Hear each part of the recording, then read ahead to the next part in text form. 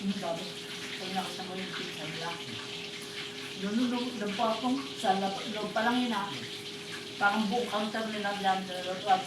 Ganyan no. Sa labas pa. Ganun kadami. Tapos, nag-order kami. Sabi, daw, balik po kayo after 1 hour. Hindi ba kami naghintay? Anong putang parang din. Nagbalik ko. Siguro mga, na nagpas isang oras na no.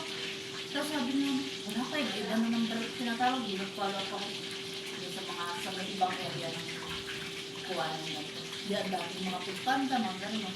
Sabi rin, wala pa kami sa 205. Iba pa ang number yan. Sabi ko, sabi 1 hour. Sabi niya, hindi, 2 to 3 hours pa daw. Sabi, ano yun? Sabi ko, hindi na kami nagkitay lang. Ganun patagal dito. Sabi hindi na sinabi 1 hour, di ba? Sinabi 1 hour. Narinig yung mga ito. Kinuha sa loob. Tuto na magparang na. Already no. Wala pa kami doon.